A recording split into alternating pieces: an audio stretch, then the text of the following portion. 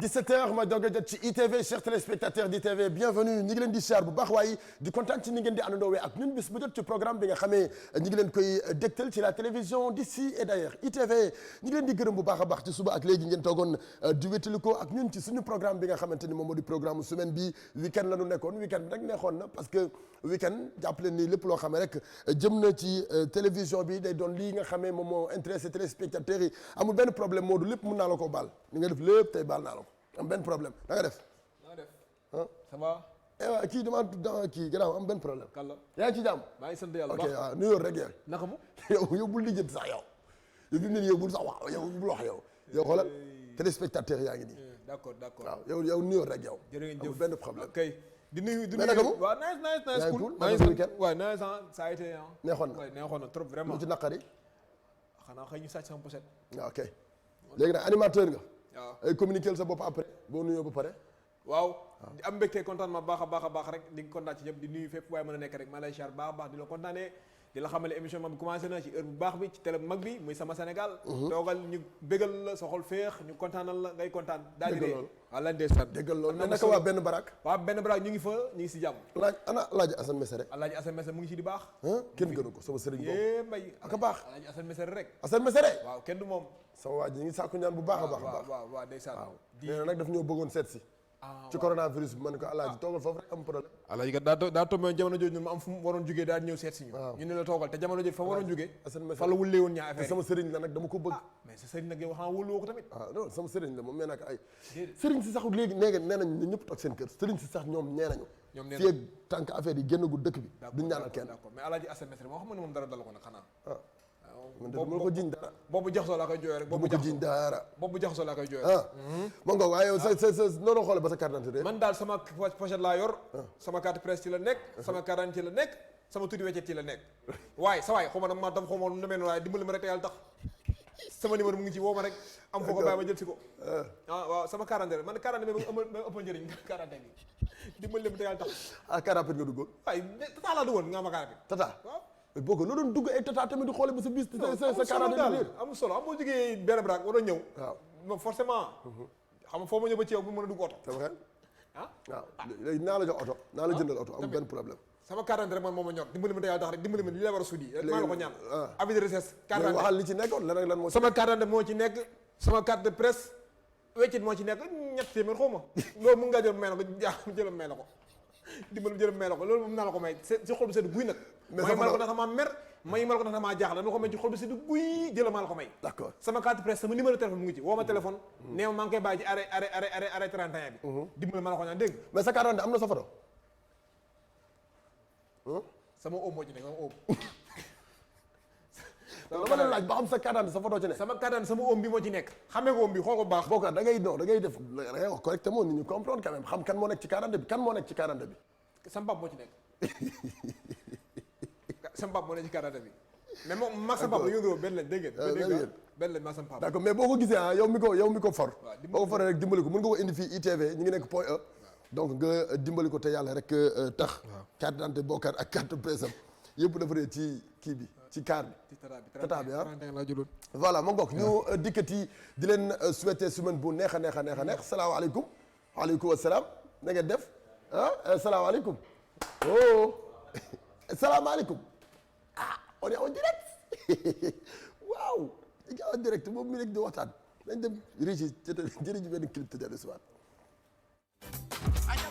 Daara J Family ñu ngi ciy bëggal bu baax ki nga xam ne moom moo di Ousmane sopp lool Daara J Family bëgg ki nga xam ne moom moo di Ndongo di waaye tamit bëgg lool Fada Freddy moom foo ko fekk fu ne mi ngi àndandoog waa Daara J Family donc morceau boobu nag ñu ngi koy bëggalee képp koo xamee rek bañkat nga nekk fii nga xam ne moom moo di ci réew mi waaye tamit nekk ca bitim réew jom mooy tukki waaye nag fulla ak fayda mooy tax nga ñibbisi da nga dem bitim réew ngir fayit ngir mën a dimbali sa ay wayjur ngir mën a dimbali sa ay bokk ngir dimbali ñi nga xamante ne ñoom ñoo bootu ci sa ginnaaw donc nag boo demee xamal ne àla kulli haal da nga war a dellusiwaat Sénégal ngir mën a àndandoog sa famille yàgg na lool bi nga demee waaye nag lu mu yàgg xamal ne da nga war a dellusiwaat ci famille bi ñu ngi ciy bégal bu baax ñi nga xam ne moom moo di les Sénégalais de l'extérieur ñi nga xam ne ñu ngi ci bitim réew di daan seen doole di fayit guddi ak bëccëg suba ak ngoon ñu ngi leen di siyaar bu baax waaye te tamit di leen fàttaliku ci période bi nga xam ne moom moo di période Covid 19 bi ndaxte période bi moom ñoom ñi nekk bitim réew immigré yi ñoo gën a sonn ñëpp waaw sonn nañ trop mais bon parce que instant bi dégg nañu sax commencé nañu reprendre seen i liggéey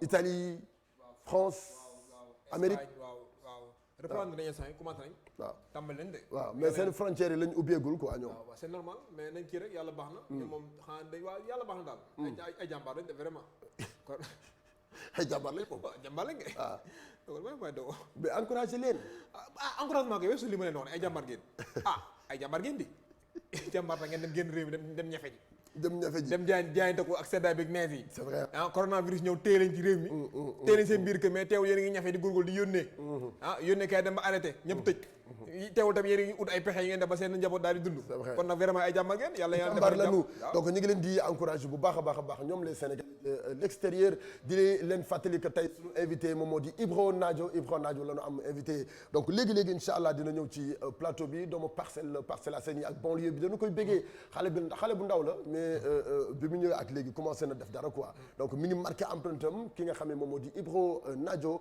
xale naan ko Ibu xale bu ndaw bi quoi lañ koy woowee booy bu tuuti bi booy bu ndaw bi booy Nadio voilà booy Nadio lañ du pataas du supame du carotte du pomme de terre Nadio du kii du jën du batanse Nadio waaw Nadio la Nadio gën a nooy ci kii nag waaw Nadio li nga xamante ne boo nekkee xale bu tuuti dañ koy paj tasal waaw donc di la ko sol bu ko defee nga am say saxal na Nadio pataas à pomme de terre très bien yoo neen xaw ma la très bien Nadio boobu la ñu invité vitamine waaw Nadio boobu nag Nadio bi nooy noonu te kii neex a paccal bokk rek Nadio bi ñu invité Nadio la rek de waaw Nadio la rek Nadio la waaw bu ñëwee nga wax ko waaw baax na ba mu ñëw bu ñëwee sañ nga ko wax Nadio waaw yow dama fàtte xanaa ok d'accord ñu am régie seetaan li nga xam ne moom moo di sama diwaan ak DJ Mo juste après bu ñu dellu si waatee ñu mën a dalal sunu invité bi nga xamante ni tey invité nañu ko ci plateau sama Sénégal ndax sama diwaan dafa bokk ci réew mi.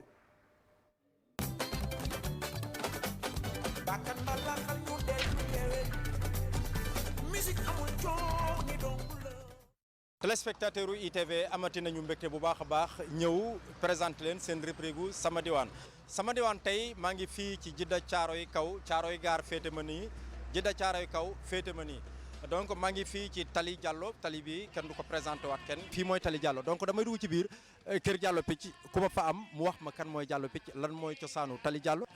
gars yi dañ doon fiir picc ñëw di ko jaay mu koy jënd di ko jaayaat ba un beau jour mu ko def ci ay kees di ko def ci bateau bi di dem en France Marseille bateau boobu ñu doon wax Ancerville bateau boobu moo fi doon ñëw rarement mais buy dem France ak picc yooyu saako la doon yor wala ñaari saako yoo xam ni day am dugub ak cere boobu nag la doon lekkal boppam mais dugub bi pour picc yi la woon bu dawee ak bateau bi juróom-ñeenti fan dugg Marseille ñu wàcce ko port Marseille mu am fa ay fan déparat ñëwaat Sénégal. quartier bi ñu tuddee Tali Diallo Léopold Sédar Senghor moo doon ñëw fii di ko fekk fii ak doomam bi ñuy wax Philippe Senghor ak soxnaam bi mu fi ñëwee. télé bi amu fi mi ngi yem Texaco la télé bi yemoon li ci des yëpp suuf la maanaam gannus la bi mu ñëwee ba fii commune Kaaru góor gi sam papa commune Kaara moo ko jëli ca station ba ànd ak moom ba fii ci biir kër gi mu visité picc yi nekk ak ñun xale yi ba waxtam jot mu ñibbi avant mu ñibbi nag ñu ne ko dinaa defal fii tëli bu ko defee man ak keneen dinañ ci mën a jaar ba mu ñibbee ba mu am semaine à peu près ba ñaari semaine à peu près ci la ñu commencé indi ay ndaraan di wàq suuf si ñu tuuti ñu commencé def ci ay ban latérite foofu la commencé ci télé bi mu indi ko fii ba ci bunt kër gi yamale ko ci waaw loolu nag moo tax ñu tuddee Télé Diallo bi boo gisee nit ñi bëgg ko fonk ko moom ci boppam moom moo meloon noonu ci baaxaayam da doon dimbali doomu aadama fii sabilillah te yàlla tax sentu wu ci dara sentu wu ci dërëm sentu wu ci dara sentu wu ci dërëm lépp lu mu defoon rek fii sabilillah moo tax mu def. Diallo Picc wax dëgg yàlla mag la woon bu am njëriñ parce que doon na dimbali doomu aadama yi ci li mu mën parce que nit ki li mu mën rek la mën dimbali li ci des yàllaa ko yor parce que moom waa dëkkam ñi nga xam ne moo ak ñoom a bokk dëkk ca Fuuta ku fa masaan jóge ñëw ci këram gii moo lay dalal jox la foo néeg ci la jox añ ak reer ak ndékki jox la fooy liggéey su weer dee mu fay la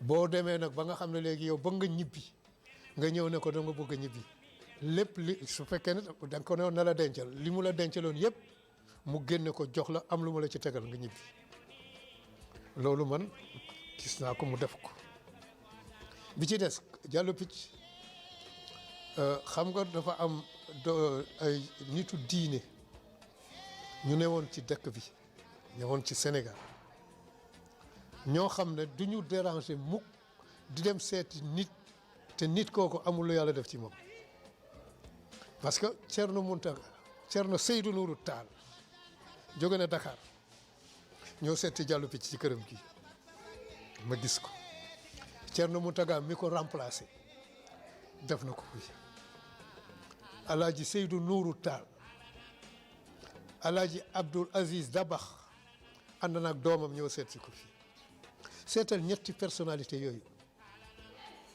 ku leen tax a déplacé xam nga am na lu yàlla def ci yow ñooñu est-ce que danañ déplacé n'importe comment voilà te loolu gis naa ko ñu defal ko Diallo Picc te it bi ko yàlla moomee Thierno Mountaga Tall moo ko jullee fii te ñu ngi ko denc ci jàkk ji hein mu ko kon xam nga wax dëgg yàlla amoon na njëriñ. bi muy dëddu àdduna daanaka le 5 mai 98 la 1998. kër gi bàyyi na fi doonoon jaay picc bàyyi na fi macha allah leneen ak leneen.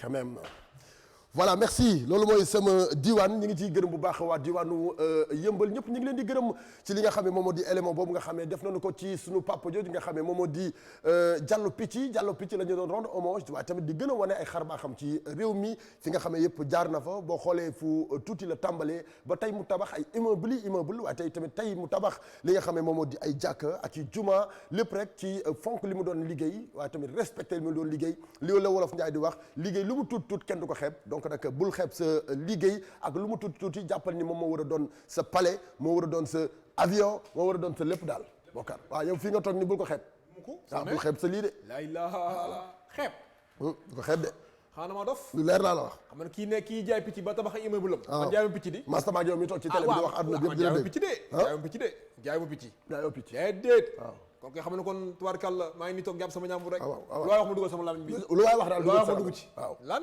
waaw lu waay wax dugg ci ma loolu waaw nag li ma ci naqari mooy dinañ mës a wàcce sa benn ban mi parce que benn artiste yi ñëw fii yëpp amul kenn ko ci séq ak jàmm boo ko ku ñëw fii di nga ko indi problème boo ko xamul dara dañ ko sosal waaw du ma ko përana du ma sosal de des fois nga sosal mukk lu ma wax lu nekk rek ba xaw da nga ko fi sosaloon moom naroon na dóor arrêt li ma wax lu nekk réew mi ko wax aji Ousa da nga ko sosaloon ba mu mere la fi sa waay maam góor jasaaka moom da nga ko sosal ba mu xam ni sosal nga ko moom yoo xam ne sosol ma kenn. parce que maam góor la nga fa doon wax ci digganteem ak Sonko. def ko dëgg la kat. ak kan sax am na keneen koo fa sosoloon ba mu mer. bari na naroon buudee dem. non sosol ma kenn nag yow it. wuy ma Pawlish Mbaye. sosol ma kenn sosol nga ko mu wax la sa bopp. ñu la yow ataaya ngay def yow ma ci ataaya bi ah. sosol ma kenn. 10 000 problème. di borom problème yi bari moom. waaw moom daa bari problème. barki dem ki ñu mujj invité. wulli wax na la sa bopp. waaw xanaa tax bu des fois nga yaraat sa bopp sax di jéem a xool say questions yi ngay posé nit ñi. amul solo daal tamit. c'est que lu réew mi soxla. war koo xam. ñoom laa fi toogal da nga fàttali wax. man de pourtant maa ngi wax li réew mi soxla. yow li wax yow moom li mu soxla ngay wax yow. moom li mu soxla. waaw ok da ngaa fàtte. d'accord fi nga nekk di wax loo xamante ni yow ñu koy kii rek la. d'accord lu ko neex quoi. lu ko neex rek nga koy wax. mais loolu mooy sama rôle. loolu mooy sama rôle. dañu dem régie seetaan benn vidéo clip sunu invité bi nga xamante ne invité nañu ko tey ci plateau Sama Sénégal et merci beaucoup Momo Colobane sama xarit boobu ñu ngi koy gërëm bu baax waaye Mr Momo Colobane ci Tuusi kenn moom sama xarit boobu ak a baax moomal gënal de Momo Colobane mbokkum dem jazz mbokkum dem Papa Lam Sène from Défoncé Papa Lam Sène depuis foofu la ca Défoncé ñu ngi koy béggee bu baax a baax a baax Momo Colobane depuis foofu jamal wàccaata ci daal li yow wàccaata ci Tuusi lii la ni McQueen Alexandre McQueen la merci beaucoup Momo Colobane ñu ngi koy gërëm bu baax suñu xarit boobu noonu donc dañu dem régie bu ñu dellu siwaatee ñu mën a dalal suñu invité bi xale bu tuuti la mais bi mu dikkee ak léegi mu ngi lakk Sénégal mu ngi toj dëkk bi xale bu mën li muy def waaye tamit xale bu am talent xale boo xamante ni fu mu waye fu ne nga xam ni dëggi ndaanaan la donc dañuy dem régie seetaan vidéo bu ñu dellu siwaatee dalal ko ci plateau Sama Sénégal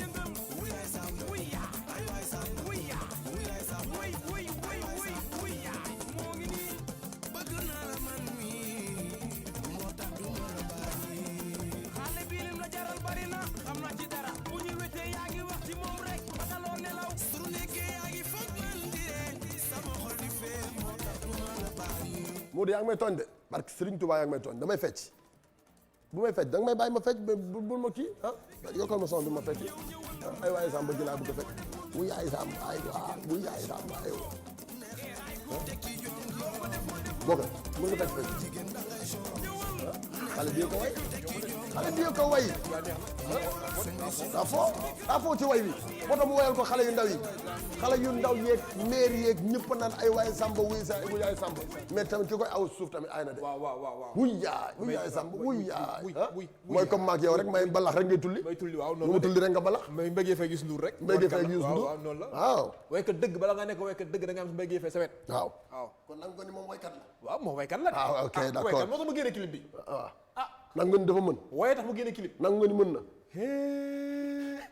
waaye tax mu génne clip ku fi ñëw de koy critiquer mais bu la critiquer bu ko faale dégg nga ma ok mais naka ma Ibro naka affaire yi micro bi sinon sëñ Tuubaa bu baax ana waa Parcelles Assainies waaw waa Parcelles ñu ngi fii naka waa banlieue bi banlieue bi yëpp a ngi fii ah mais maîtriser nga banlieue bi temps yi de ah nu ñuy def comme quoi ay Ibro yow xanaa yow bi ngay ñëw da ngaa préparer sa bopp waajal sa bopp ànd ak say famille dugg ci àll bi ànd ak say famille daal di waxtaan ak ñoom Ibro da ngaa ñëw rek bokk waaw loolu moom li ko waral mooy doon Baye Fall rek wàcc sa bopp ndax boo doonee Baye Fall moom lu ne mun nga koo am c'est vrai loolu rek la daal bon bi ñu lay découvrir ak léegi yàggul parce que mi ngi toll ci 1 an wala sax matagu ko de ah man moom sama premier single mars la génnoon mars 2019 mars 2019 instant woo laa génne kii bi gars yi commencé di ko bégee d'accord naka lan nga mën a wax tuuti ci sa entrée ci milieu bi parce que bi ngay ñëw c'est vrai que sa ay mag nga fi fekk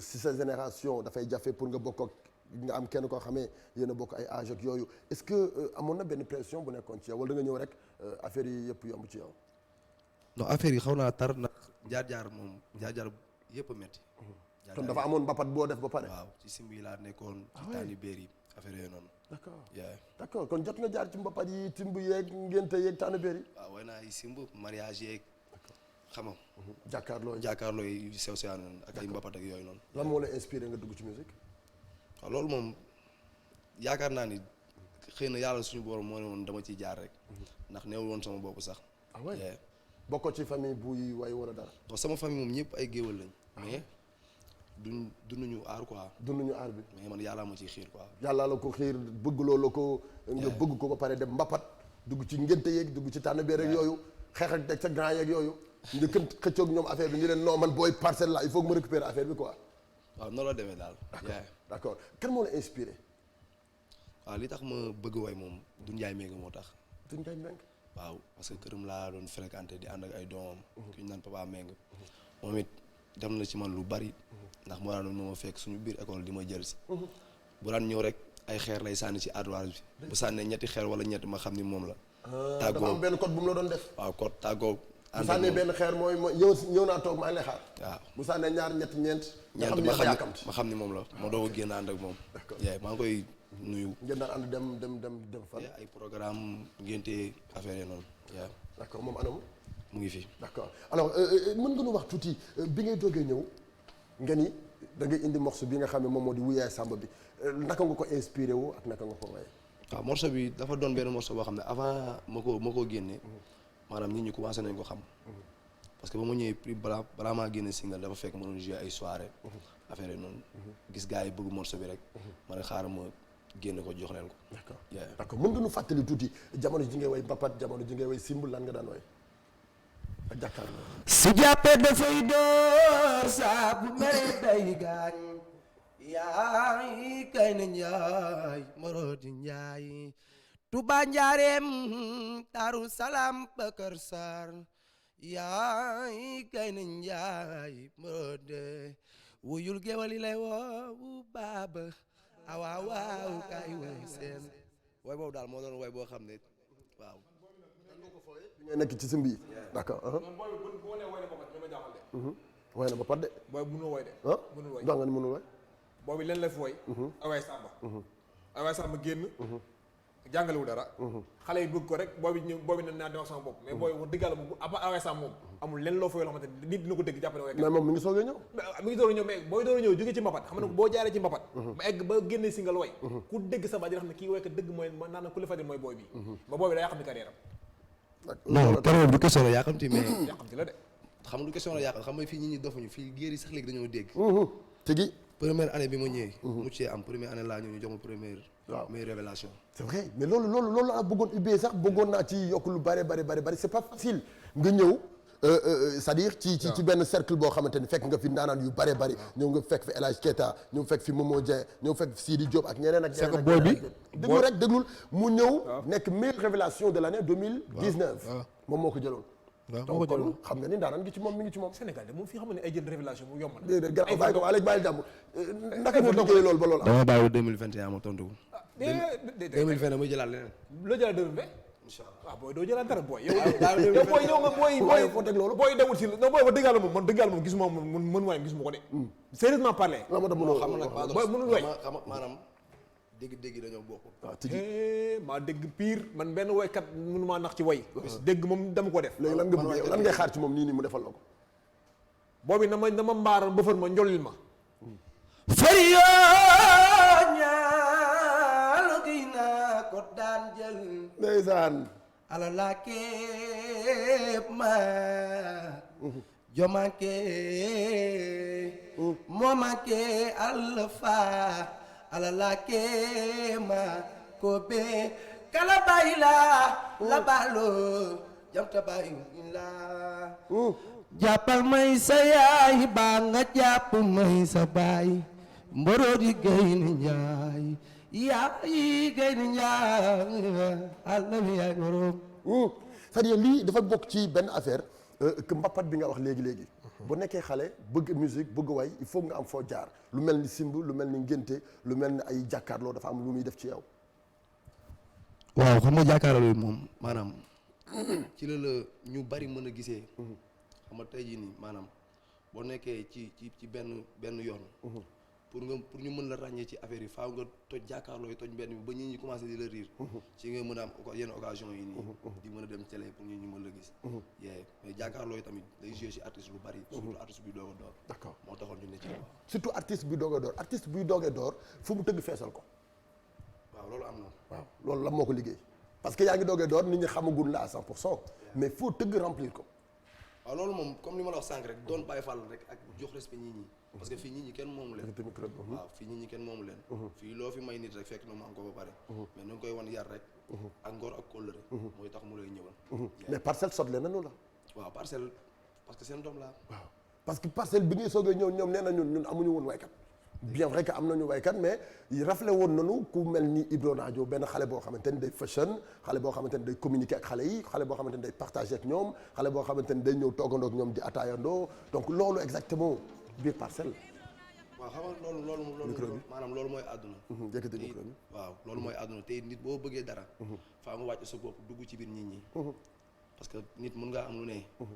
maanaam mais boo amul nit ñi rek amoo dara. nit ñi mooy lépp. moo tax ma wàcc dugg ci terrain bi di sàmmonte gars yi di demalante ak ñoom di ñëwalante ak ñoom. parcelle boo fa duggee fi mu ne nii mënoo xam kan laay àndal. ak ku ma àndalul ndax samay fréquentation dafa bari foofu. d'accord looloo d'accord Régis su fekkee image yi di photo yi dina baax léegi-léegi dinañ ko def gis ngeen image yi mi ngi noonu ci soirée yi nga xamante ni jot na ko tëgg ci début carrière am. li ngay wax nii début bi loon début carrière am. maanaam ñëw dugalante ak jàmm yàlla yi. toog ñoom waxtaan ak ñoom. mais instant yii dafa yëg succès ba. kii xale la kii. waaye amagul succès ba yëg succès kii dafa yëg succès bi xam naa li ma wax. déggoo loolu xale yi naan ragaluma lool. kii dafa yëg succès. ñu ngi seetaan en direct. mooy yow booy yow ku ci gis ni damaa yëg succès rek. yàgg nañ koo dégg di kii yow parce que ñun bu ñu la war a invité dañuy dem say nit waxtaan wala xool say jaajaa wala daal ba xam say ay say yenn affaires yi. luñ ko waxal. li nga ko wax mooy dafa yëg succès booy bi. nu mu yëgee succès bi. mooy ci see faaleetul gars yi. ligganteetul gars yi toppatootu leen faalewul leen. génn benn woy bu ñàkk fayda gars yi bëgg ko rek. mu ñàkk fayda de moo ko tax a def révélation de l'année. waaw xam nga la may problème bi. bàyyi ma kii yow fi mu ne nii léegi rek ñu ngi koy woon benn paa buy jaay picc. parce que paa boobu daa jaay picc. jaay picc ba mu jaay waaw parce que nit ñi lañ ko doon ñàkkal fayda de. naan dafa ñàkk fayda comme li mu wax rek. dana woy bu ñàkk fayda laa man it damay def lu ñàkk fayda rek ba am. mais succès bi ngay lan moo tax ngay succès yow lan moo tax.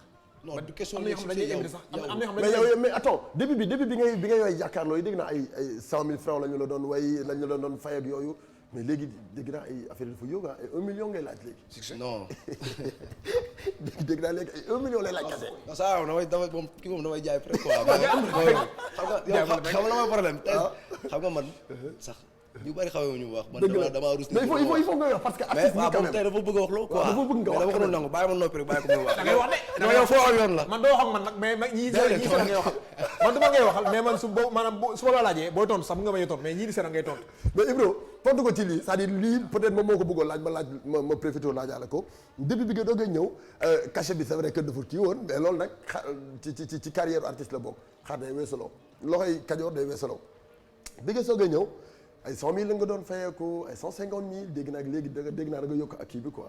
non premier mariage su ma juumul premier mariage bi ma joué 150 000 lañ ma fay. premier mariage bi ma joué quoi. ok waaw mais ci des man mariage daanaka sax li ma koy joué bariwul mais ku ci nekk ak ni ma lay joué tey jii di nga gis benn padros ñëw kon man ni may doxee boobu wooye ne ma mariage bi laa bëgg ma joué sama diggante yoon dama naan la déedéet man li ma war a fay man may naa la ko mais musiciens yi xoolal ñaata la ak sono bi nga jël ko fay ko man noonu laa doon joué mariage. d'accord mais léegi dégg naa da ngaa yokk loxo bi de. non yokkuma loxo noonu laay noonu laay non dégg da ngaa yokk sa loxo. dégg naa dégg ko amul 1 million doo ko joué. non du ma def loolu ah boo bëggoon naa feeñ boo bëggee feeñ da ngay nax gars yi ay fayal musicien rek garaaw li ma waaw mais lii c'est normal parce que Ibro Nadio mooy tëgg sama soirée rek mooy tëgg sama mariage rek jar na 1 million nañu waxante dëgg. ah da ngaa xew nag waaw xam nga nit ku lay bëggal moom. waaw loo ko fay jar na ko. d'accord voilà foofu balaa ñuy yeggale waxtaan yi parce que 17h45 moo jógee jot dañu dem régie ñu war la ay photo benn par benn nga wax sa diggante ak ñooñu lan la ak Rama su fekkee baax na première photo bi ñu wan ko Ibro bu ko defee mu xool wax diggante kii kal waaw kii moom sama mag la. moom sama lépp la. waaw. ba ma commencé ba tey wax dëgg yàlla mu ngi jàpp ci affaire yi. ci moom laa nekkoon. xam nga waaw ci moom laa nekkoon. nu mu tudd. mooy Cheikh Touré. Cheikh Touré moom yaayam ak sama yaay ñooy ànd depuis xale. mu doon sama grand bu baax yar ma. doon ku baax nag. parce que Serigne Bamba. loolu ñu naan ki lay defal te du ko nettali. mooy jëmm ji nii. yaay moom borom baax la. lan la def ci yow exactement. kii sama premier single moo ko def. clip bi moo ko def. lépp daal moo ma ko defal. gratuitement. yaay gratuit te solo aussi dara. d'accord kon am na moom mi bokk na ci sa carrière su fekkee am nañu beneen photo rapidement ñu xoolaat ko nga commentaire ci moom kii kan la. waaw kii moom sama xarit la kii mooy Ilimane. kii mooy Ilimane Dieng Sall kii seen biir kër laa commencé way. moom papaam parcelle la dëkk. mais li mu fi nekk bariwul. li muy tukki moo ëpp. seen biir kër laa nekk di way di bongo di way ci biir Fasuudam. sama gaayen la moom borom baax la. d'accord anam mu ngi fi. d'accord ñu xoolaat beneen photo lii mooy photo yi nga xamante ni bokk na ci ay nitam yi nga xam ne ñoo gën a spécial ci carrière am kii kan la. waaw kii mooy ku ma tudd léegi kii yooyu Papa Mbengue. waaw moom ku ko xamul tamit dégg nga ko moom it borom baax la. waaw parce que tey jii bu ma demee bañ naan Ibro Nadio rek. li mu ci joué bari na trop. waaw maa ngi koy gërëm bu baax di ko ñaanal jàmm. li mu bëgg moo xam borom bi defal ko. d'accord li mu def ci sa carrière doo ko fàtte. moom laa doon wax moo doon sànni xeer yi. kii lépp moom la. di ko ñaanal jàmm rek. d'accord ñu xool dernière photo su fekkee am na ñu xool ko rapidement juste après ñu doogay jeexal kii kan la. waaw kii mooy Adja Faye. Adja Faye. waaw xanaa sa gel la yéen tontu. nga ni ko xanaa sa gel la de kii kan la mu xool ba ne Adja Faye bu dee sa keppal nga wax tamit. kii moom ku koy topp xam naa ne di nga dugal sa bopp foo xam ne di nga ko bëgg a gën a am. dama xam ne képp ku ñëw automatiquement da nga def automatique. mais kii ñëw nga toog hésité. kii ñëpp dafa automatique kii sama mag la sama lépp la. ñii laa la wax ñu ñëw ma njëkk a tëggloo soirée ne ma force da ngay tëgg soirée. moom laa doon expliqué. d'accord ne ma force da ngay tëgg soirée mooy Adja Faye sama jigéen la sama xarit la. lan lañ def ci sa carrière kii. waaw ñoom ñoo ma njëkk a tëggloo soirée. dañoo bokk ci yow waaw moom mooy gérer sama staff. moo gérer sa staff actuellement. waaw très bien donc ñooñu mooy photo yi nga xam ne ay nitam lañu nit yu spécial ci moom dinañ ñëwaat ci ay yeneen photo mais nga nekk artiste ñëw bi nga ñëwee affaire yi nga fekk fi sa ay mag est-ce que compliqué na pour nga bokk. non compliqué wul sax parce que boo ñëwee fekk fi say mag moom. yow xam nga affaire yi nu mu demee. xam nga topp seen ginnaaw rek. ba am li nga bëgg. toog seen ginnaaw jox leen respect bi. boo leen ko joxee rek. li nga bëgg da nga koy am. yéen noonu laa doxee ba ma ñëwee fekk leen fi tamit. teewul dama leen jox maanaam ki la jiitu si maanaam si néeg mu lëndëm moo la mën a woon fi ngay jaar. moo ñëwee noonu laa def ak ñoom. nga nekk xale teel a am succès bi boo ko teelee gàddu dañu lay teel a dugal ci benn cercle naan la di la concurrence teg diw di la concurrence teg diw di la concurrence teg diw est-ce que succès boobu dund nga ko ak concurrence bi. non loolu man du ma ko dund. concurrence bi. loolu du ma ko dund. d'accord parce que xam nga gars yi. mais concurrence dafa bokk ci dafa bokk ci musique affaire xam bi, nga ah. xam nga dund boobu dund loolu. xam nga dund ba loolu waxal rek. mais da nga may déglu ma wax. waaw bu dagg sama wax. ah yow da nga ko waaye bàyyi ko ba yëgalee ba damay may. pare bu yëgalee ba pare bu daanoolee ba pare nga wax ko fi mu juumee. xam nga maanaam làmb ak musique benn la maanaam heure bi bu jotee rek yëfu caay-caay moo fay xew. ku ci nekk yaa ngi bëgg ku ci nekk yow da ngay bëgg. saay nag bat booy. non du ku ci nekk yaa ngi bëgg maanaam nu sa soirée feesee wala nu sa. dëgg laa lay wax de barki borom yaa ngi dégg mais loolu bu weesoo dafay fekk ay garaaw nit ñi leen non du ma leen may dara. saay la waaw mais xam nga loolu noonu bu weesoo maanaam ñun dañuy toog nekk si jàmm di waxtaanante di déggante di demalante di ñëwlante te nit du ko xam mais des fois showbiz day laaj loolu noonu quoi. dafay laaj xeex bi ci suuf. waaw mais su xeex soirée jotee non nga tëgg sa soirée da ngay feesal yow fos. waaw noonu man daal noonu laay xam da ngay dem récupérer ji public bu jàmbur ñu. man li may xeexee lenn la. waaw sama soirée day fees. naay feesal samay soirée. rek man noonu laay xeexee. bi nga ñëw concurrence ante wuñ la ak benn artiste ba nga dem ba après affaire yi bari ëpp la doole. non loolu du ci ñaax. mais man maay xool ni may demee rek. damaa xool ni may demee ak ni may doxalee. moo tax réeroo amul. booy bi maanaam ci loolu noonu ci maanaam affaire xëccoo yooyu noonu ay affaire showbiz ak yooyu. moom mii. doon naa Ouz Boy Peya. doonoo aw Ouz Boy Peya aw na ko moom. Ouz Boy Peya. waaw ñoom ñaar ñoo bokk Parcelles Assainies. waaye aw na ko de. Ouz magam la. ma ne. waaw waaye ñoom doxewul loolu de. boo Ouz doxewuñ loolu de. dañuy waxante ñoom ñaar du ñu laale. duñu laale. loo ko tontu foofu. moom dafa xam Ouz sama rax yaay la. waaw xam naa sax ko yàlla waaw da nga may déglu waaw da nga may déglu man ko ñoom Ouz laay lekk chaque jour. du léegi de. yaa ngi dégg. du léegi de booy xam naa. waaw dama man xam naa waxal rek li fi ne. non da nga may déglu lan mooy sa problème ak Ouz ba pare. Ouz amuñu benn problème. lan laay am problème ak Ouz man da nga mës a dox ci ba nga déggee Ibro Naajo ba léegi ñu ne la Ibro Naajo dafa am ak kii problème. booy kii ba may wax ak yow de man daal Ndakaar ngay wax. non dama la laaj. te nga wax rek. dama la laaj da nga mës a dox ci àdduna ñu ne la Ibro Naajo dafa am ak kii problème. te nga wax la mais problème bi ñu arrangé ko man li ma xam daa bari de. dama la enquête dama laa topp enquête la. li ma xam daa bari ci yow de. kon sa enquête tey ndax laa ilaaha illallaah. ndax na la wax la Ouz Boy Peya ba ñu jàll ci keneen. waaw Ouz moom tamit sama rap yaay la sama grand bu baax la moom it am na lu mu joué ci man bu baax a baax a baax a baax. aw nga ko maanaam. aw naa ko. Ouz yaa Sidi Diop aw nga Sidi Diop tamit waaye da ngaa yow da ngay aw Sidi Diop bi. non déggoo lu ma la xanaa ba may wax sànq. mais nag dama la des fois boo ñëwee fekk fi say mag da ngay dem seen ginnaaw. mais tuddoo tur kenn ba am li nga bëgg. xam nga man la la nangu man. maanaam booy wax nga ne Ouz Boy nangam aw naa ko jàpp ne sama carrière. Sidi Diop aw naa ko jàpp ne sama carrière. mais la moo tax Sénégalais maanaam moom genre dafa bari ci réew da ngay ànd ni mu jàppale la nga koy aw di roj ay nitam nank-nank di roj ay nitam. waaw mais roj ay xoolal gis nga. mais foo toog maanaam foo toog da ngay wax ñu xam ne yow kii nga jaar nga fii. waaw da ngay déglu du question de roj ci nit de maanaam nit ku nekk ak ki ngay sentir. nit ku nekk. maanaam kenn moomul kenn. fii da ngay dem fii la maanaam fii la saf ngay dem fii la neex. tey jii ñu ñëw sama soirée. tey jii boo gisee. yow la ñu sentir. ñu ci bari maanaam nekkul question la ay way wala dara. mais sama diggante ak ñoom la. man noonu laa mel ci nit. maanaam man dama yëg samay nit. saa su ne dama leen di woo. di leen seeti. xam nga loolu man keneen bu doon way sax di ma ko defal dama koy demal. ñi ñëw sama soirée ñu bari duñ baali. yaa noonu la demee quoi. mais du question la nangu public wala dara. gis nga soirée mi ni muy feese. xale bu tuuti la mais banlieue bi moom la ñu bëgg moom la ñu jox bopp. dëgg rek lañu nga gi waaw. déedéet loolu de man xam naa ne moom day way nit ñi dañ koy wuusi. waaw kii wax rek mooy. moom naari bañ naa la rek. ñaari bañ naa la waaw. ñaari bañ naa mooy comprendre rek. ñaari bañ naa mooy. mais d'accord nga comprendre nga digganteem ak Sidi Diop. wax fi dara lu leer de. li am problème moo Sidi am nañ problème Sidi Diop lan la. moom Ouz Boy am nañ problème. Sidi Diop barki démb rek ñoo nekk. ñoo nekk. barki Mouhamad. moo wàcce ba sama bundu kër chaque jour ñooy nekk presque. moom it sama waay la. kon ñi doon wax affaire yi ñi doon wax naan dañuy wax Naajo ak Sidi Diop ñun dinañ xamante suñu biir. waaw mais kon ñi doon wax tey il faut nga leeral loolu ñi doon wax naan diggante Ibro Naajo Sidi Diop message foofu dara rek non non bàyyi waxi Ouz wax ci Sidi Diop xam nga ñi doon wax ba ñuy wax ci tontu la ba pare ci loolu waaw tey du la may dara waaw ngeen ñi doon wax leeral Sénégalais rek man bu ma leeral xam nga ñi doon wax ñëpp ba ñuy dalee wax ba léegi tooguñu dégg Sidi Diop ne Ibro Naajo lii dégguñu Ibro Naajo ne lii moo tax dañuy xam ne ñu xam ne nekk ci ñu war a nekk parce que àdduna moom lépp maanaam àdduna nit ki maanaam yow nekkal si li nga war a nekk rek. waaw loo warul nekk doo ci nekk. dëgg la yaay.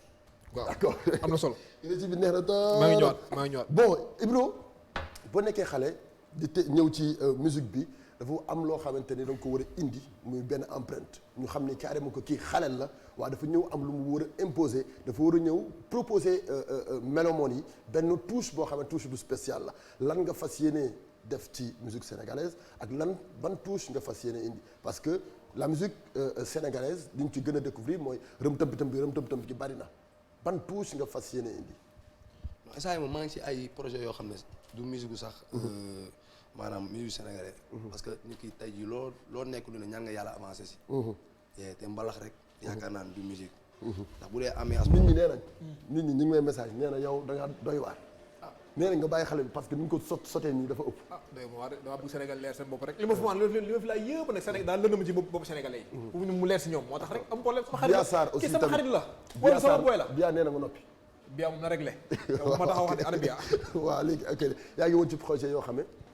xam nga tey jii maanaam musique Sénégal lañ doy musique mbalax boobu parce que bu dee ay ambiance ak ay wayu wayu musique sénégal ñun yor nañu ambiance yeeg lépp yor nañ ko ba pare mais instant yi ñu ngi si yeneen projet yoo xam ne ñu ngi dem di jàngi yeneen musique est-ce que bi nga ñëwee waaw comme ni nga ko waxee nii jël nga sa jot jël nga sa temps pour dem jàng jiwaat xool exactement gëstu jiwaat xool lan nga war a mën a yokk ci musique bi surtout loolu saa bu ma xëyee maa ngi dem di jàng jiwaat pour jéem a mën a way beneen musique parce que yeneen musique yi ñuy dégg ñun xamuñu ko mbalax lañ xam mais pour nga nekk international maanaam ba mën a laal surtout si gars yi laal nii faa nga dem jàng yeneen musique moo tax nag ma bàyyi lépp di jàng yeneen musique d'accord est-ce que yaa ngi dem di gëstu ji ci côté texte di bind loo xamante ni que ëllëg bu ñu toogee 10 ans sax bu ñu dégluwaatee morceaux yi dinañu dimbali bu ñu toogee 20 ans après bu ñu dégluwaatee dinañu dimbali ku ci mel ni Youssou Ndour Baaba Maal Omar Pène li nga xamante ni jot nañu ko fi liggéey ba tey mi ngi fi yaa dëgg kay mais man moom xam nga loolu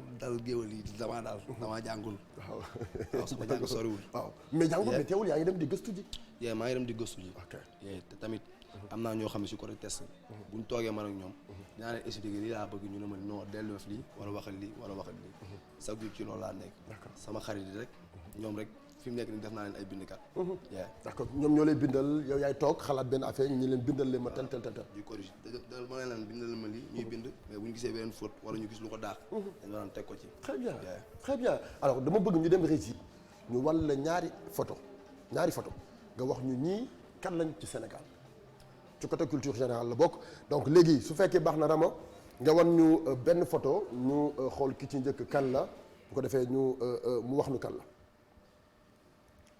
bu fekkee baax na kii kan la kii yëgale micro bi Iba xamul kii waay sama xam-xam egg xamoo kii Rama wan ko photo bi xamoo kii Rama wan ko photo bi bàyyi leen jàmbur yéen ñi ma àndal bàyyi leen jàmbur waxal boppam waxal ñaka may bàyyi leen jàmbur Ibrahima kii kan la non xoolal sa yaay mi ngi toog xam na kan la non barke Serigne Bamba kii laa ko jaawale maa ko jaawale moo kan Ibra waay xoolal photo bi bu baax kan la jox kan Ibra xamul kii kan la kii pour jox la léegi nga comprendre bàyyi leen jàmbur yéen ñi ma àndal ay waaye yéen ñi ma ñu àndal bàyyi leen jàmbur bu leen déglu xoolal bii da ngeen di génn saal bi voilà Ibro tournel nii rek yow kaa xamal ma affaire samay verre indaale wu ma ko dama gisuma dama ñox sutural ma tamit dama ñox gisuma léegi dama lay wax benn affaire dama lay jox ay misaal kii nit ku màgg la woon ci Sénégal dundatul dem na ba ñu tuddee ko école bu mag ci Sénégal xoolaatal photo bi te yaakaar naa li ma la wax nii war na la gën a mën a dimbali jox nañ ko école bu mag lañ ko tuddee waaw école bi chaque jour nga dem fa boo fa jàngeewul sa xarit mi ngi fay jàngee sa mbokk wala sa moom mi sa doomu mu fay def prestation yëkkati micro bi dina fa dem est-ce prestation que doo mu dal ay verre ma xool ba parce que gisatuma de Ibro ki la ñuy wax Cheikh Anta Diop gaañ nga ma jànguma yëkkati micro bi gaañ nga ma jànguma kii jànguma gaañ ngeen ma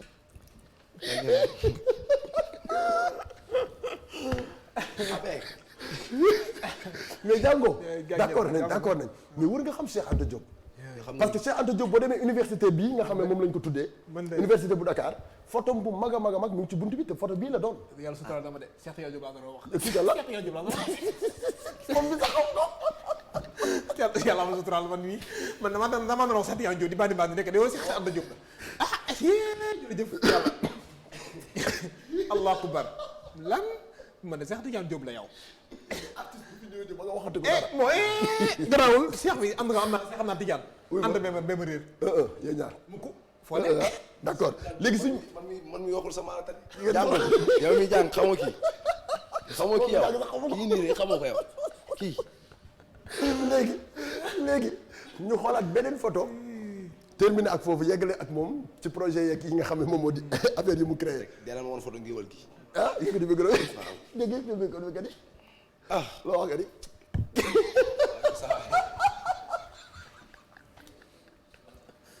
Ibro kii kala Ibro. ah. bu baax kii ma xam. non xam nga ko yow la njëkk a wala man. yow lañ laaj ji ah yow lañ laaj ji man laaj ñu ma de man dox ma ci laaj man fii man may laajte kenn du ma laaj tontul gaaw war nga ko dama indi photo bi ok Ibro waxal gaaw. kii moom lu mu def lu mu def si réew mi.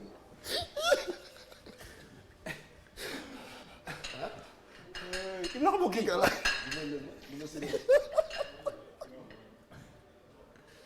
Ibro yëkkati micro bi di wax.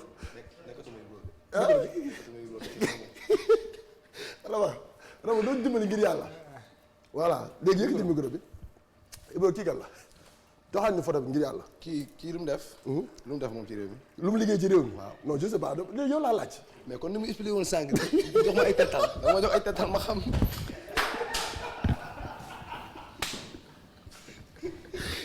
non dugg nañ clip dugg nañ clip.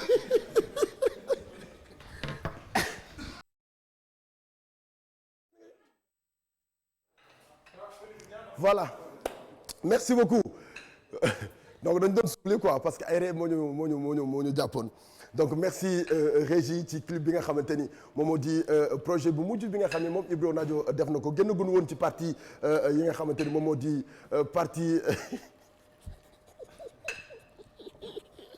d'accord Ibro kooku mooy Lamine Gueye voilà léegi nag dama lay wan ñi nga xam naa lay wan waaw comme que non foofu la ñuy jeexalee moom fii la ñuy jeexalee waaw kooku moom mooy Lamine Gueye non dañ génn foofu parce que mënoo koo xam Lamine Kouré Gueye xamoo ko Lamine Kouré Gueye mi ñu duppee avenir Lamine Gueye mii des fois boo yëkkati sa micro des fois boo demee ville ñun la ñëwal rue Lamine Gueye.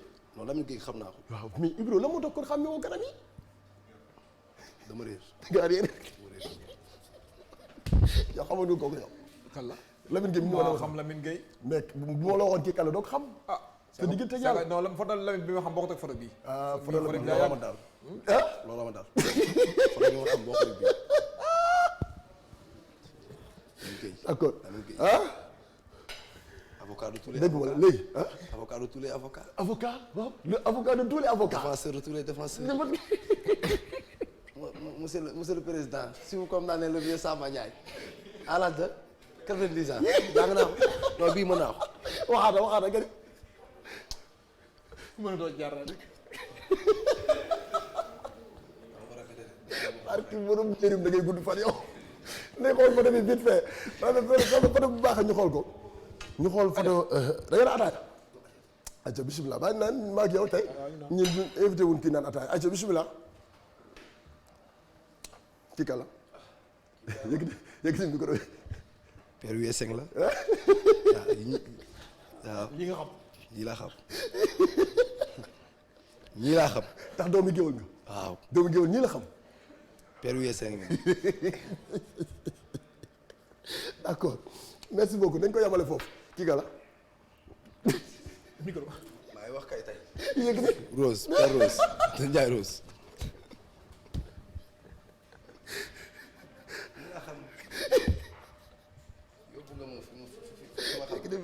yóbbu nga ma fi ma xam xam nga kii. kii. barki surtout waa da ngay gudd fan yow. non mais du Ndiaye. Facebook bi commentaire leen ngeen wax ma seen commentaire dinañ ko lire léegi ci Facebook bi mun ngeen commentaire en même temps léegi Ibro après morceau bi nga xam ne moom moo di Wéyaay Samba bi jonganu benn bu bees fan yi di chéri naka la tudd sax amour confiné bi dañu ñu ci wax parce que dañu gis nga liggéey ci ak benn structure bu mag di label bu mag a mag fii ci Sénégal mu mel ni Ibro dafa dem ci biir Subatel léegi di liggéey ak ñoom. waaw comme ni nga ko waxee maa ngi koy nuyuwaale moom Matar Diop waaw moom mi bëgg ñëpp ko bëgg. Matar Diop Subatel. waaw suñu PDG. waaw moom jamono ji may wax ak yow nii ci moom laa ne. son bii nii ma mujjee génne. moom moo ko. produire ak Jebest. ñoo defar lépp macha allah. ne ma dama bëgg nga wayee nii nga defee nii. et fan yi man ak moom ñooy liggéey. waaw mu doon grand bu baax. xam nga yëg nit. xam nga saa su ne da lay woo. kon fi mu ne nii da nga dem dugg ci biir labelu Subatel. maa ngi fa nii toog. d'accord yaa ngi ci biir Subatel. maa ngi fa toog nii. yaa ngi nii toog. ci biir d'accord léegi exactement changement bi nga def ak fi ñu la dugal lan moo ko indi. waaw xam nga des fois maanaam. parce que mbalax 100% nga doon def. nga ñëw way détente musicale way ci moderne par rapport ak traditionnel bi. moo ne maa ngi ci mbalax 100% ba léegi de mais des fois faa ngoy laal yeneen touche quoi. pour varier affaire yi waaw parce que tey jii soirée ñu fay ñëw bari na am na ñoo xam ne tey jii maanaam li ngay wax la ñuy bëgg di dégg. am na ñoo xam ne musique bi ngay def la ñu bëgg di dégg. am na ñoo xam ne ambiance moo leen fi indi. moo tax des fois day baax nga def genre morceau yu mel nii. di leen ko jox. c'est important alors projet yi lan la ak Subatel. waaw projet yi moom incha allah xam naa ne dinaa fi ñëwaat ñu wax ci. mais lii lañu gisagum mais bëgg nañu nga yaatal bu baax exactement. non am na yeneen yu ñëw. am na mbalax yu yéeme yu ñëw. ah bon nga xam nga ne ambiance dama ko bàyyi fenn. waaw yaa moom ambiance de. yaa ci mën ñu bari. ambiance moom yaa ci mën ñu bari wax ñu exactement ci morceau bi nga wax ñu ci clip bi réalisation bi ak texte beeg yooyu. waaw morceau bi man ak Jebest ñoo ko job ak Maxu. Jebest production. Jebest. il est bon Best. ñoom tamit ñoo tourné clip bi Jebest moo tourné. Best moom def clip bi ñoo toog arrangé morceau yi. moom macha allah wax dëgg yàlla. ndax ku fa dem moom. maanaam loo réeré woon rek di nga ko fekk. Best kooku mooy Best waaye vraiment. muy liggéey lu nice. mu ngi jàppale jeunes yi aussi bu baax a baax. parce que boo demee këram tey jii xale yi nga fay fekk bari na ñi muy jàngal foofu noonu. c'est vrai. moom tamit mu ngi bay waaram ci aar bi di ko ñaanal yàlla na jëm kanam. amiin tey projet yi lan la ak lan ngay préparé.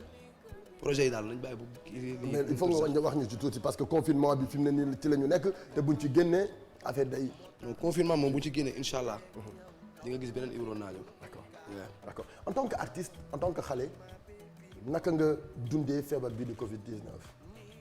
feebar bi comme ni ko gars yi di dundee rek feebar dafa xaw a doy waar comme ni ko gars yi di dundee rek faa nga toog sa biir kër def li la digal ndax wóorul. d'accord léegi Ibro Nadio mën nga ma wax mesure barrière yi nga xamante ni digle nañu ko. mooy ngay sol masque di raxas sa loxo yi. yëkkati sa loxo. sol masque. di raxas say loxo. loo koy raxasee. saabu wala kii waay dimbali ma. diwtiir wala gel. d'accord saabu wala d'accord saabu sax gën a wóor. d'accord ministre de la santé lu mu tudd. Birama Diop. ministre de la santé ki nga xamante ni tey moom mooy digle. musique dafa garaaw.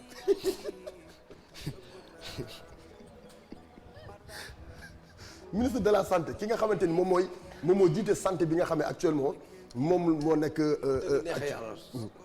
Macky Sall laa xam ci gouvernement Macky Sall kese bu dëgg neexee yàlla bu dëgg neexee yàlla nag ku ci nekk nag dinaa dégg say tur mais dama xam ci lan nga nekk Macky laa fa xam ak Marème Faye.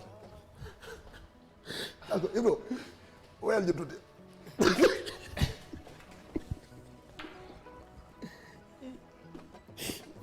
Ibro bala ngaa way wayaloo benn xat bësé ak vraiment bii madame Lo way nu joyeux anniversaire na way rek vraiment bis a tudd madame Lo wayal ñu tuuti suñu xol yi féex. vraiment bis waaw madame Lo wayal ñu tuuti rek. yoo happy birthday to you ma dundal ba say may di baawaan noon vraiment loo dundu doyul dundal na say may di baawaan nekk xale teew laa am jom sa yaay nee na baax nga sa baay nee na baax nga dëgg yow mi naw naa la happy birthday to you happy birthday to you happy birthday to you vraiment happy birthday to you. sama jigéen sama xarit madame Lo laa madame Lo maanaam am na jëkkër. d'accord ñu ngi lay nuyu monsieur Lo. monsieur Lo ñu ngi lay nuyu alors Ibro li des ci temps bi bariwul léegi fi mu ne nii lan nga nekk di préparer ci biir confinement bi ngir say soppe muy clip yi muy son yi nga xamante ne actuellement yaa ngi koy def parce que récemment génne nga boobu. wala benn projet boobu rek ngeen defagu. non defaguñu benn projet boobu ndax xam naa ne incha allah dans 2 semaines. 2 3 dina am beneen single bu génn comme que gars yi dañoo dama ambiance. dinaa leen génne beneen single. incha allah ñu ci projet album. incha allah dina pare. d'accord lan nga def bi confinement bi amee aussi tamit Covid 19 bi ñëw artistes yu bari dugg nañu studio way lan nga def pour Covid bi. waaw am na kii yu ñu ci def ay genre featuring yooyu noonu. ak gars yi featuring am na ñu ci def waaw. d'accord léegi lan nga nu mën a wayal tuuti rek lu neex ñu tàggatoo ko. lu neex loo way rek baax na. siga ma sa jaaga may sa joor xoolal si ay géwél yow daal déggal baax lool agone lool dama laa wóolu yow mbara ku gun mbara ku ndaj attends bu fecc wayam yow yow mbara ki jëñ daj taan mbara ki jëñ yow cablab lablab lee Maguette Faye ay waay cablab lablab lee Maguette Faye wuyaay cablab lablab lee Maguette Faye yow mbasaxin ndaas yaa koy yëngal mbasaxin ndaas Ibro Naaje moo koy yëngal danga naan wax jëf liggéey ma wóor laay dikkal xoolal wuyaay samba ay waay samba wuyaay samba wuy tey stress bi nga amoon yëpp jeex na c'est vrai que week-end bi dafa diisoon week-end bi métti woon na torop ci nit ñi mais tey émission bi dafa léger quoi waaw dafa léger ñu def ko naturellement foo kafretal ak sunu artiste bi nga xamante ne xale la mais dafa am talent voilà te man li ma gën a neex ci moom yar gi ci moom teggin gi ci moom ak cër bi mu mën a jox nit waaw ni mu ko waxee tout à l'heure loolu noonu la amee bi mu ñëwee dafay fekk ay magam dafay fekk ay moromam waaye dafa jël ñëpp jiital leen ni leen dem leen waaye man teewul li ma war a def dinaa ko def mi ngi dem waaye tamit sénégalais yi bëgg ko banlieue bi bëgg ko ñi nga xam ne ñoom ñoo di génération am tamit bëgg ko fu bu tëggee soirée dafay fees a fees ba da nga yaakaar ni sax Youssou Ndour moom mooy tëgg fii parce que buntu bi da ngay gis mu fees dell donc benn phénomène la bu ñëw boo xamante ni macha allah en tout cas ñi ngi lay encourager ñi ngi lay féliciter te tamit di la soutenir bu baax a baax ci loolu waaw looy wax sénégalais yi ak lan nga leen di gërëmee parce que yow sénégalais am nga seen gërëm en tout cas mën na woy de waaw kon da nga doon wax non mën na way c'est que temps yi màgguloon mais léegi daa màgg ci way waaw ndax déglu naa ko ay jamono déglu naa ko tey mais fi nga tey baax na de xaw naa la rey waaye rek fi nga tey baax na kon yow da nga doon dóor noonu non dëgg la wax dëgg la moom xaw naa ko rey tey li moom dëgg la mais mën na tey moom xaw na waa gaay dama ko sant xam nga dama sant ko waaw xam nga man dama xaw a timide waaw da nga timide waaw te yi laay bëgg si émission bu ma nga firi xam nga di firi ak gars yi surtout des fois nga dem yenn émission yoo xam ne doo mën a ak gars yi c'est vrai c'est vrai liggéey bi yàlla na gën a jëm kanam di nuyu sénégalais yëpp nag di nuyu waa parcelle waaw di nuyu tamit fans yi parce que bëgg dafa métti dëgg la parce que heure boo wootee rek ñu ngi bàyyi seen yitte yëpp di jënd ay dàll ay yére c'est vrai lan la ñuy may kii yee moo tax ma leen di nuyu waala ñoom ñëpp di leen ñaanal jàmm di nuyu sama yaay di nuyu sama staff sa yaay sama xarit la waaw waaye tamit xarit sama jabar ji ndeysaan sarku yaay sama xarit la maag moom ci Africa 7 la woon yàgg na lool mu gis ma ni may jàppal ma sama rakk jàppal ma sama doom ji kii man dama ko bëgg lool sa famille dañu la fonk lool donc ni la say soppee bëggee noonu la sa famille bëggee te loo gën a góorgóorlu rek doyul gën a la góorgóorlu gën a la jàpp too bàyyi yow ni ngay wax rek yow kenn gënu la c'est normal yow kenn gënu la yow ñu ngi lay ñaanal jàmm amiin waaw suñu borom defal la amiin alors tey affaire sa yëf la sama yëf la non yow sama ibro nga sa fils la non yow sama ibro nga waaw yow sama ibro nga te adduna bi yëpp insha allah dinañ ko xama yow benn gars bu tegguwul dara nga yow Ibro man sala la non da lay waaj rek non dafa laaj da ngay dem ci sama adversaire adversaire la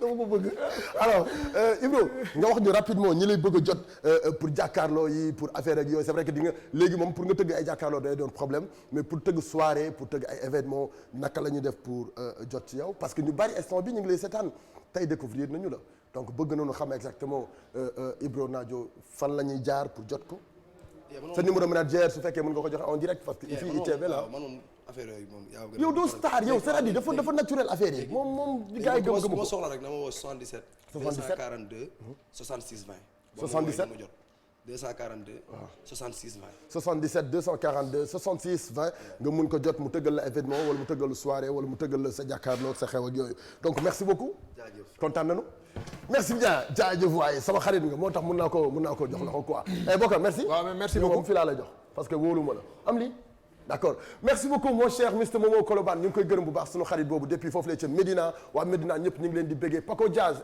Jazz ñu ngi lay béggee depuis foofu lay ca Médina ñoom ñëpp ñu ngi leen di béggee Momo Colobane ci tuuti donc nag Alexandre Makiweni sama xarit bi moo fi jaar moom Momo Colobane ñu ngi koy gërëm bu baax a baax rendez-vous demain inchallah et moo sama xarit nga quoi voilà DJ Kals ñu ngi koy béggee bu baax waaye Kals from RFM jaajëf waay mi ngi jàkkaarloo ak ñun duñu seetaan rendez-vous demain tout à l'heure nag dañuy dem ci rajo bi 19h pile ba 20h45 Petit Sélé Diallo merci beaucoup ci côté caméra boobu nga xamante ne mi ngi pivoté di jëm ci kaw ñu ngi gërëm bu baax ki nga xam ne moom moo di sama xarit bi nga xam ne moom moo di Sidi from foofule ca Grand Dakar waa Grand Dakar ñëpp ñu ngi leen di béggee merci beaucoup Thier ñu ngi lay béggee bu baax ci côté caméra merci beaucoup DJ Mou ci côté son ñu ngi koy gërëm bu baax a baax Ramatoulaye ci côté réalisation Bokar Diak ci côté critique ak message ak yooyu donc nag Assane Top ci côté seetaan téléspectateur la wala kii la woon quoi ah. digital bi Assane Top. non Assane Top. xam nga Assane Top. ah xam naa Assane Top kay. Assane Top le grand journaliste. ah lu mu présenté lu baaxul ci réew mi. ah kon kay jeex na nga naan Assane Top bokk rek Alassane de. ah d'accord waaw ok Pape Samba ñu ngi koy gërëm bu baax ci côté digital merci beaucoup chers téléspectateurs rendez-vous demain inchallah tout à l'heure sur iRadio.